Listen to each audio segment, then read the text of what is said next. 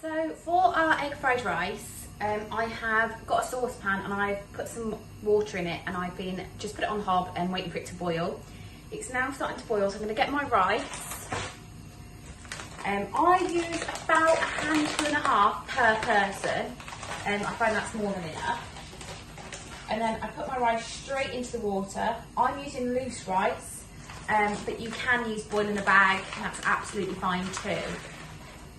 Okay. There we go. So I'm then going to leave my rice for about 10 to 12 minutes.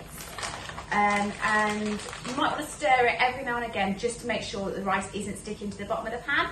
So my rice has now boiled and is ready to come off the heat. I'm going to drain the rice, and then I'm going to wait for it to cool a little bit so it's not as wet. I've got my frying pan. I'm going to put a glug of olive oil in it,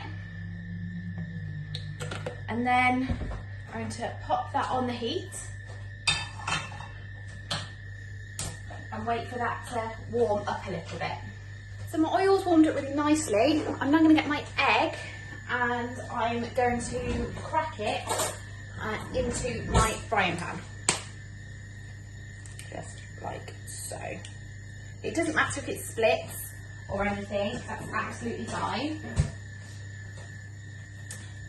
So I'm then going to whisk my egg in the frying pan whilst it's cooking, a little bit like a scrambled egg. So you can see how badly I broke my egg now.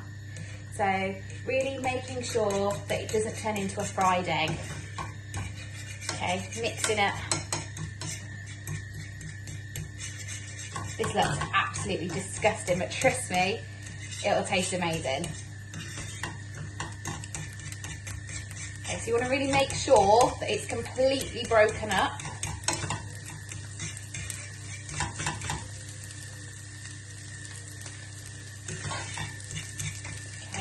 I've got my setting, my fried egg, on quite a high setting, but now it's cooking quite quickly. I'm going to turn it down to a lower setting.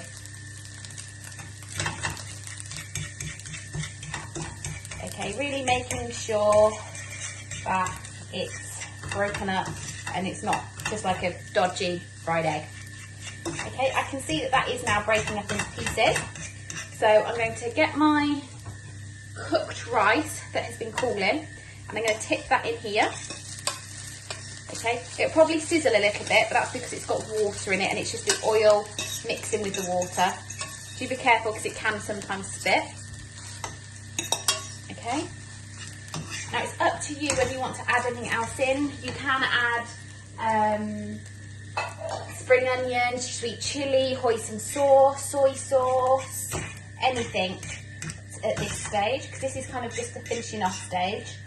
And then just going to let it fry off a little bit. I know the rice has already been cooked. One really important thing with rice is not to reheat. So I haven't properly cooled this down, so there's no risk of any germs or anything. Because I think rice is one of the main causes of food poisoning. Okay, so I'm just going to turn my heat up a little bit just so it cooks the rice through. Now I've used plain rice, but you can use whole grain, brown rice, anything at all. And if you didn't like rice, I suppose you could use pasta or noodles or anything like that. Jasmine rice.